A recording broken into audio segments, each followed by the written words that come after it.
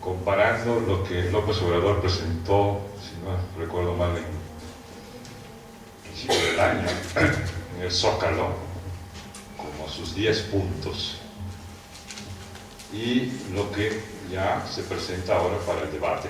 Hubo un cambio dramático, y es el hecho de que este punto del que voy a hablar, que tiene que ver, como sabemos, no solo con un nuevo pensamiento, sino también con temas cruciales como la ética política, la moral o las morales,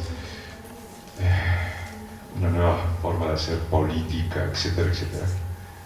Ocupaba, si ustedes ven los documentos correspondientes, en el arranque el 10º lugar. Es decir, en un punto de 10 puntos, el último punto. Y ya en la propuesta para el debate, cribada por el proceso de debate, de discusión, en el que en algunos pasajes fundamentales participó el propio López Obrador, se decidió que el punto 10 pasaba a ser el punto 1.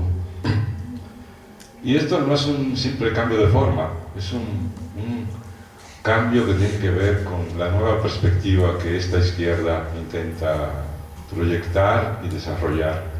Es decir, la idea de que la cuestión de la ética, de la moral, de una nueva forma de ver el mundo, etc., no es un asunto secundario. En la primera formulación parecía que el mensaje era: este es un tema importante, pero hay muchos otros más importantes.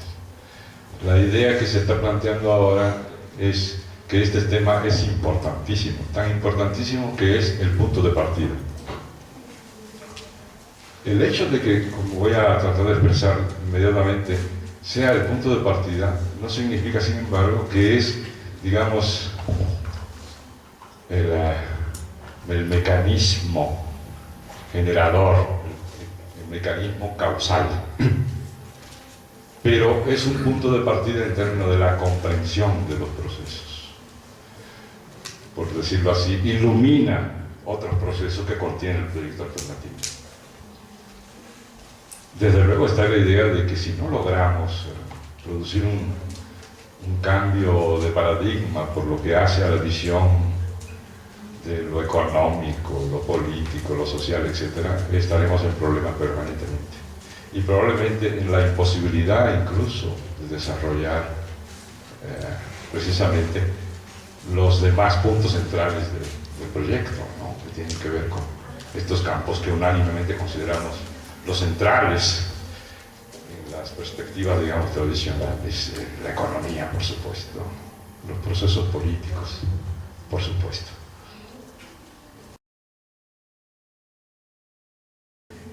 Es un punto que ha subrayado de una manera muy enfática el maestro Sánchez Vázquez en su trabajo sobre la ética. Él dice que en cada momento histórico hay un conjunto y no una sola moral, un conjunto de morales en competencia. Cuando uno analiza cualquier sociedad, encuentra esquemas morales, enfoques morales, modelos morales, que, por decirlo así, están en proceso de subordinación e incluso de extinción a la larga, mientras predomina uno o más, pero para reducirlo a lo mínimo, suponiendo fuesen solo dos, existe a su vez un modelo moral que se va imponiendo en la sociedad.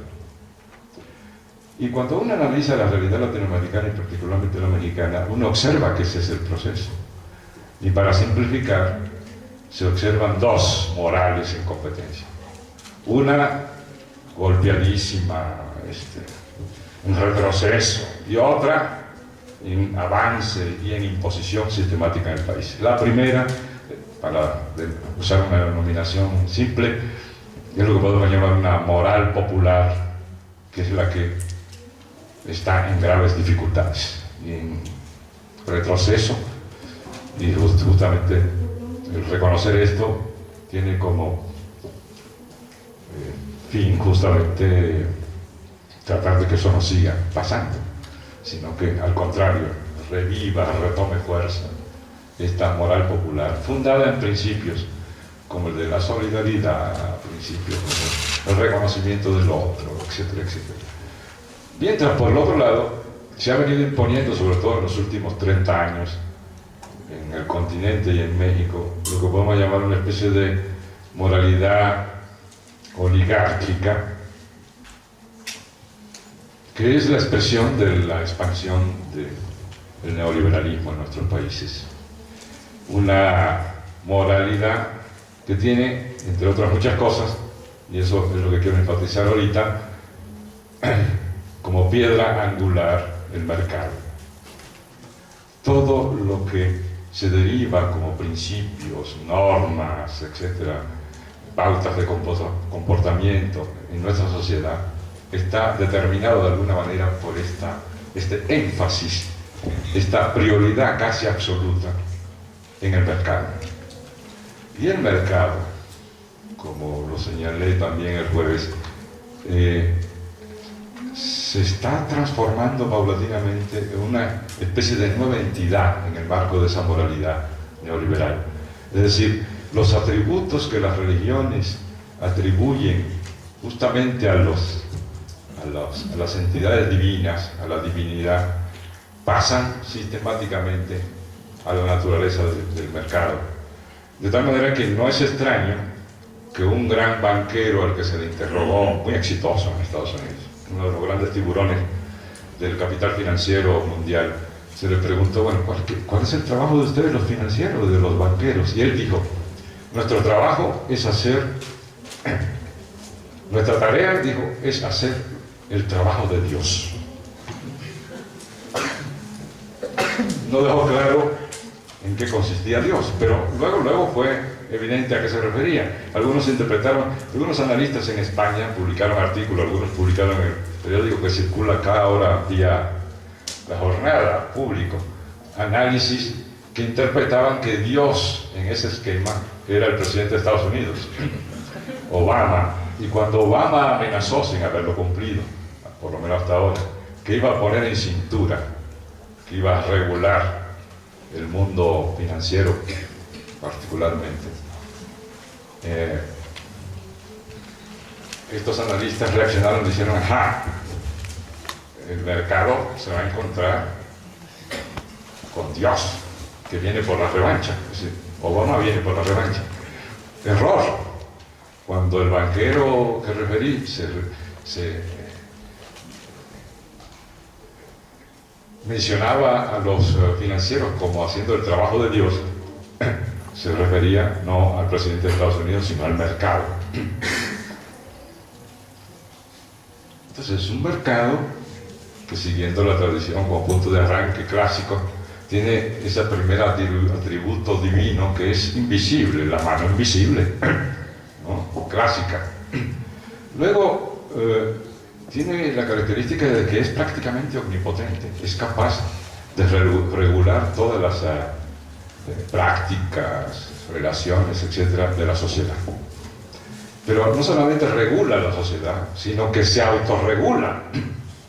Tiene un poder homeostático y es capaz de equilibrarse, es decir, de equilibrar sus factores cuando precisamente se presenta lo que produce justamente el mercado con frecuencia, que son crisis, como la que estamos viviendo todavía, arrancada en el 2008. es como Dios, además, infinitamente justo, porque el mercado, según la visión neoliberal, es capaz de asignar a cada cual lo que le corresponde en justicia, ¿no? Y una última característica, uno puede seguir horas hablando de esto que podemos denominar la teología de la mercantilización, o la teología mercantil, la nueva teología del capital, que no es tan nueva, porque Marx ya hizo alusión a sus características centrales, es que, como muchos dioses, incluyendo nuestro Dios cristiano, judeo-cristiano, es capaz de una furia infinita y de castigar de manera implacable cuando se violan sus mandamientos, ¿no? El Dios nuestro ahora se ha vuelto un poquito más liberal, más blandengue.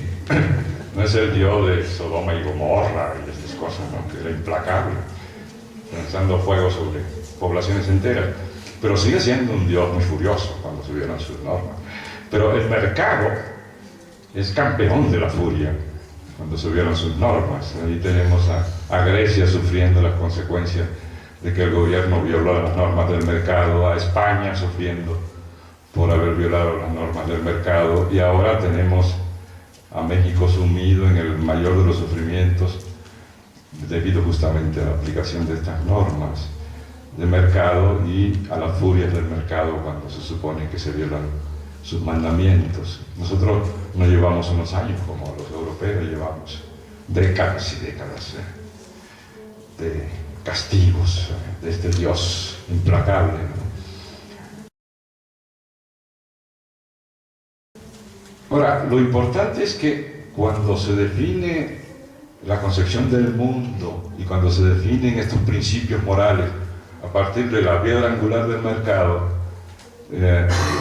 estos principios resultan unos principios muy especiales que justamente se oponen de manera radical a la visión que la izquierda quiere desarrollar en la sociedad y las relaciones sociales que quiere desarrollar. Para seguir en este tono de referencias religiosas y haciendo alusión al mito de Caín y Abel, estos mitos greco-romanos o judeo-cristianos son clave en nuestra cultura occidental. A mí me gusta recordar este pasaje de la Biblia que estudian también filósofos como Levinas y otros posteriores, que es el pasaje de Caín y Abel, cuando Dios, que por supuesto así como el mercado también es omnisciente, pregunta a Caín, sabiendo lo que había pasado con Abel, ¿dónde está Abel? ¿Y qué responde Caín? Responde, ¿acaso yo soy el guardián de mi hermano? Y en otras traducciones, ¿acaso yo soy responsable de mi hermano? Y esto es lo que analizan estos filósofos y expresa muy bien lo que tenemos por delante. Es esta idea de la no responsabilidad por el otro. Interpretado esto no desde el punto de vista religioso, sino desde el punto de vista sociopolítico y particularmente desde el punto de vista del talante, de la perspectiva, de la visión de la izquierda contemporánea, la respuesta es sí, sí, tú eres el responsable de tu hermano. De hecho, incluso se puede tomar la primera versión, tú eres el guardián de tu hermano. Esta idea de la responsabilidad colectiva de unos respecto a otros, esta idea de que sí tenemos que preocuparnos por el otro, por el destino del otro, y preocuparnos desde el principio hasta el final, y que no somos, en la medida de la visión que parte del mercado, seres humanos solo preocupados por nuestro propio desempeño y por las pequeñas consecuencias de nuestros actos, que no van más allá de nuestro propio ámbito, e incluso a veces no van más allá del interés personal, egoísta de cada cual, sino una visión en donde nosotros tenemos que preocuparnos desde el punto de vista social por los niños, por los jóvenes, por los estudiantes. ¿Acaso no debemos preocuparnos si pueden estudiar o no? Por los adultos mayores, por los ancianos, por los discapacitados.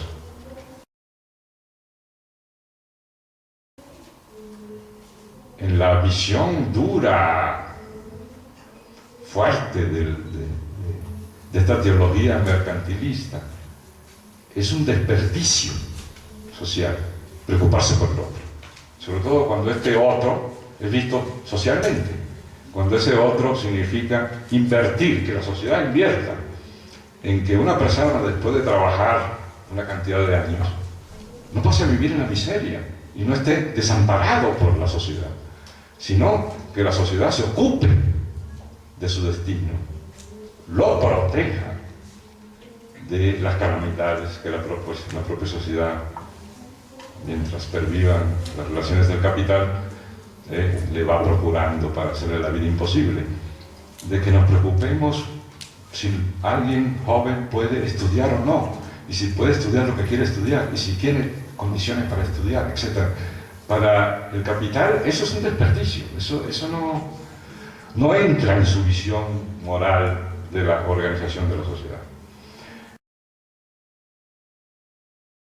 Esto para mí es la piedra angular de este primer planteamiento de López Obrador. López Obrador lo traduce a menudo en este planteamiento del amor y estas cosas que a veces producen risitas y algunos se preocupan. Tengo compañeros que me dicen, bueno, se nos está haciendo medio religioso este hombre, tenemos que vigilarlo.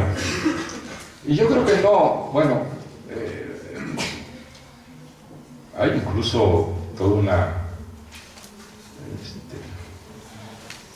brigada, un ejército de estos comentaristas radiales y televisivos que se creen muy listos y que se burlan de la referencia a las cuestiones del amor. Se creen muy listos y lo único que hacen con eso es mostrar su absoluta ignorancia, una ignorancia verdaderamente lamentable.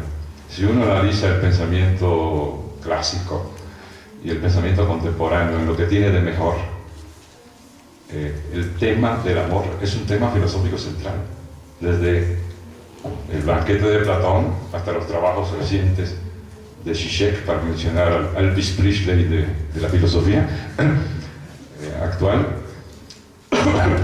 Zizek está muy interesado en este tema. Y Harvey, y Negri, y Hart, y Rancière, los mejores del pensamiento contemporáneo. No solo en el terreno de la filosofía, sino en el terreno de la ciencia política, de la filosofía política, de la filosofía moral, de la economía. Entonces, cuando aparecen estos comentaristas baratos burlándose de que alguien hable del amor en este sentido en que estamos hablando, solo expresan su mala fe, por un lado, que seguramente es el caso, pero al mismo tiempo su absoluta ignorancia de los problemas centrales de la sociedad. Siempre que, por supuesto, no le atribuyamos a estos planteamientos dos características. En primer lugar, que se refiere, bueno, al amor profano, al amor romántico y esas cosas, ¿no? Eso se lo dejamos al gran maestro Agustín Lara y al genio José Alfredo Jiménez. Pero lo que a nosotros nos ocupa cuando hablamos del amor es el amor en este sentido social, el amor por el otro, el amor por lo diverso, por la diversidad, por el que es distinto a nosotros, no solo en términos culturales, sino en términos de condición, en términos de la posición en que quedó colocado en la sociedad, o en términos del momento de su vida en que está. Es nuestra responsabilidad. Lo ha dicho en algún momento López Obrador, cuando dice, últimamente no se ha referido a eso, pero yo recuerdo viejos discursos, digamos en el momento primitivo de estos planteamientos, cuando él decía, debemos ocuparnos de los mexicanos desde la cuna hasta la tumba. Esa es la responsabilidad social nuestra. Y es la responsabilidad de la izquierda cuando asume tareas de gobierno, cuando define políticas públicas. Y esto define, en consecuencia, las políticas públicas. En segundo lugar, no estamos hablando de amor y de estos planteamientos en un sentido esencialista. Está lejos de nosotros, y lo estamos haciendo así, a mi juicio estamos mal, pero yo creo que no es el sentido, el de mirar las cuestiones morales en un sentido moralista, que regularmente recurre a ideas esenciales o esencialistas respecto al comportamiento humano, y que regularmente se enfoca al comportamiento individual. Cuando uno escucha discursos de los políticos, incluyendo los políticos de izquierda, y se dedican a combatir, por ejemplo, la corrupción, tienen la tendencia a atribuir estos comportamientos a características particulares de los individuos. A mi juicio, este planteamiento está lejos de este punto de vista. El comportamiento moral que se está imponiendo en este país deriva de los condicionamientos económicos, sociales y políticos que está determinando el liberalismo. El liberalismo, propiamente dicho antes, y ahora la fase llamada neoliberal. Entonces no puede analizarse la cuestión de los comportamientos morales sin al menos prestar atención a dos campos fundamentales. En primer lugar, al campo económico mismo, a la estructura económica, y en segundo lugar, a la estructura institucional. Con lo que estamos diciendo de antemano, como punto de partida, que los problemas relativos a la moralidad, a los comportamientos humanos, tienen un fundamento estructural. No es un problema de tendencias individuales, porque no hay ninguna esencia individual que predetermine estos comportamientos. Lo determina una estructura económica que empuja a la gente a tener comportamientos insolidarios, cuando la estructura mercantil que se ha venido imponiendo pregona que en la sociedad es exitoso el que es capaz de acumular más. Y que en la práctica económica propiamente dicho, los que están, digamos, los llamados factores de la producción, particularmente los patronos, tienen como objetivo lograr la más alta tasa de ganancia posible, ¿no? A ese respecto, hay un pasaje muy divertido de Marx que toma de un autor contemporáneo cuando habla del comportamiento del capital respecto a las tasas de ganancia. Cuando se dice que la producción capitalista tiene algunos otros objetivos que no son la tasa de ganancia, uno debe, en el mejor de los casos, sonreír. No hay ningún otro objetivo en la producción capitalista que no sea la ganancia. Ninguno, absolutamente ninguno. Ese es su único y absoluto objetivo. Y ese pasaje de Marx dice: el capital, cuando ve que puede obtener una tasa de ganancia del 10%, empieza a animarse, dice. Cuando ve que la tasa puede subir a 30%, ya no solo se anima, sino que empieza a actuar con cierto entusiasmo. Y cuando la tasa de ganancia, para no seguir en más porcentaje, llega al 100%, al 200%, entra en una actividad frenética donde nada lo detiene. Y es lo que expresa el comportamiento del capital, por ejemplo, en la etapa esclavista. No hay que olvidar que hay una larga etapa en que todavía pervive el sistema esclavista y ya el capital se ha convertido en la estructura básica de la sociedad. Y no le importa chupar y tirar, eliminar mediante la esclavitud y las condiciones más infrahumanas, destruir fuerza de trabajo prácticamente como si fuera una materia prima cualquiera, cosa que sigue practicando pero con otras formas. Porque su objetivo es la tasa de ganancia. Y la tasa de ganancia es garantía del éxito en la lucha productiva. Y la tasa de ganancia es el sustrato del éxito social. Por tanto, cualquiera que no esté haciendo eso no es más que un palurdo y un pobre hombre. La expresión atribuida a Han, que algunos dicen que no es verdad que lo dijo, pero bueno, si no lo dijo, debió haberlo dicho, de que un político pobre es un pobre político, expresa perfectamente este punto de vista, ¿no? Igual se podría decir de un capitán de la producción capitalista, que un capitán de la producción capitalista que obtiene tasas de ganancia media no es más que un pobre capitalista. capitalista exitoso es el que obtiene tasas de ganancia extraordinarias. Y esto es lo que determina, incluso es un punto del proyecto alternativo, es lo que determina una de las variantes del capital en la fase contemporánea. La mayoría de los analistas coinciden en que una de las características del capital en los últimos tiempos es que cada vez más es un capital rentista. Ahora, ¿qué es la renta desde el punto de vista estricto, de su definición estricta? La renta es una ganancia extraordinaria, eso es lo que es la renta, según la teoría de la renta. No solo de Marx, sino de los anteriores clásicos, Ricardo, David Smith, etc. Los capitales contemporáneos buscan renta, porque se trata de obtener la máxima. Todo esto se expresa en la vida cotidiana de una manera feroz, donde se llega a un punto en que nadie se interesa por el otro. Ya no digamos lo que es principalmente grave, en el sentido sociopolítico, sino incluso en el sentido cotidiano de la vida individual, en donde no hay sentido de la otredad, del valor humano del otro en la medida en que me enriquece como persona. Y esto es lo que estamos viendo. Y esta ideología oligárquica, esta moral oligárquica, se ha venido expandiendo poderosamente en los últimos tiempos.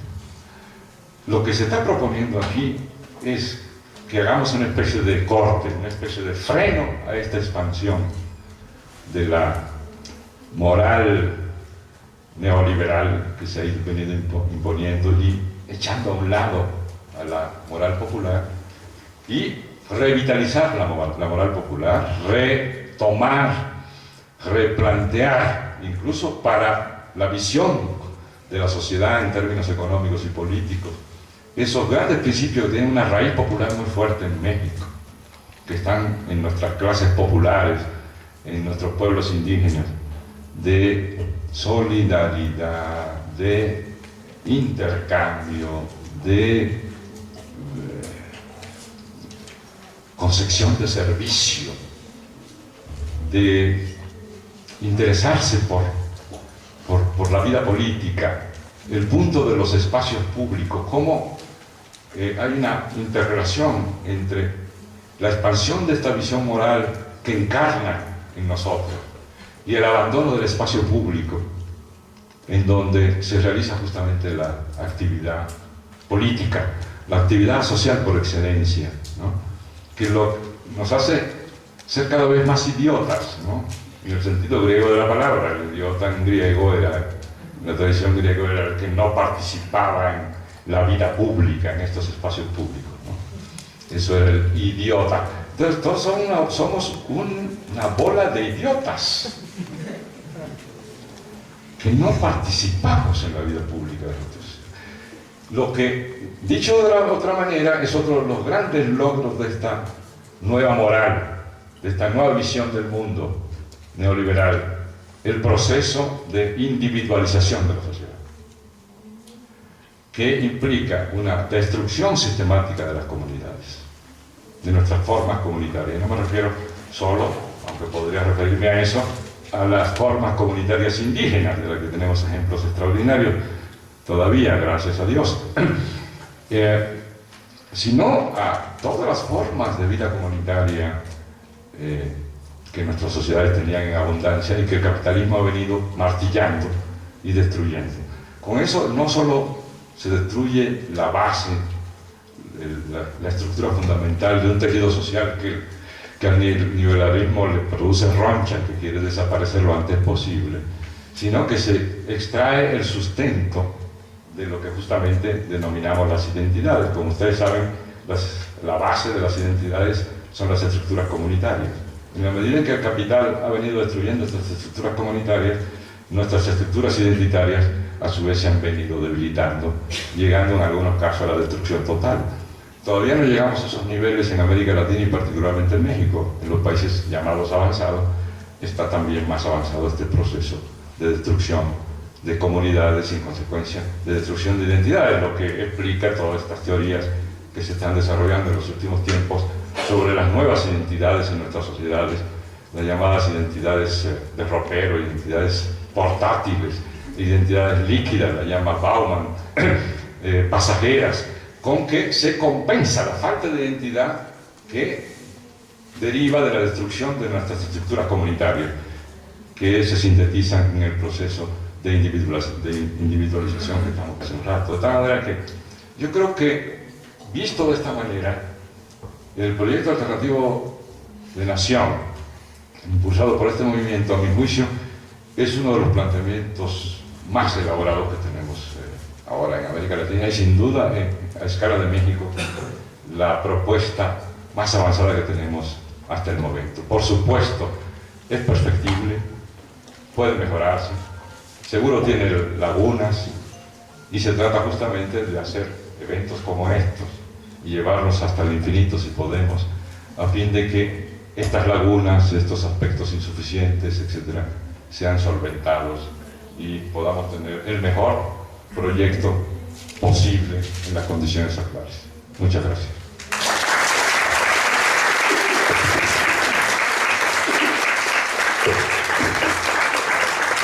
Sí, chicos, respecto al